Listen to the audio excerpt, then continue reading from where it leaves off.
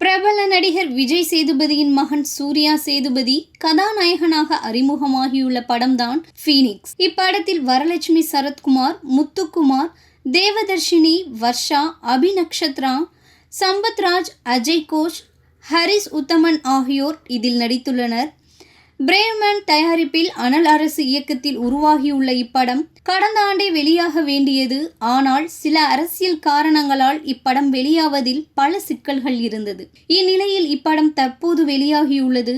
சூர்யாவின் தந்தை விஜய் சேதுபதி பல ஹிட் படங்களை கொடுத்துள்ளார். தற்போது மக்கள் மத்தியில் நல்ல வரவேற்பை பெற்று வரும் இவருக்கு மக்கள் செல்வன் என்ற பட்டமும் உண்டு.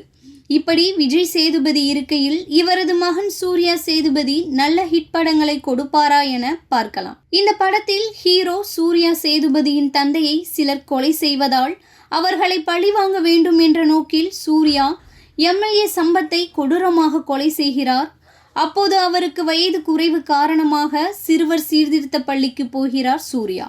அரசியல்வாதிகளிடம் சாதாரணமாக ஒரு பிரச்சனையில் சிக்கி கொண்டாலே அவர்கள் சும்மா விட மாட்டாங்க.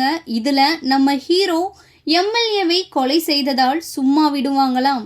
சூர்யாவை தீர்த்து கட்ட ஆட்கள் போக அவர்களிடம் இருந்து சூர்யா தப்பி செல்கிறார். என்ன கலவரம் நடக்கிறது என்பதை இப்படம் உணர்த்துகிறது. தந்தையை போல் மகன் நடிப்பில் மாஸ் செய்துள்ளாரா என கேட்டால் சற்று பாராட்டலாம். முதல் படம் என்பதால் இவருக்கு இன்னும் பக்குவங்கள் தேவை. ஆனால் தந்தையின் பேச்சும் நடிப்பும் பலரையும் கவர்ந்ததைப் போல இவரின் நடிப்பும் இன்னும் மக்கள் மத்தியில் இடம் பிடிக்கவில்லை எனலாம். இந்திய அளவிலான ஃபைட் மாஸ்டர் அனல் அரசின் படம் என்பதால் சண்டை காட்சிகளுக்கு இப்படத்தில் பஞ்சமில்லை, அதிலும் ஒரு குறையும் இல்லை என சொல்லலாம்.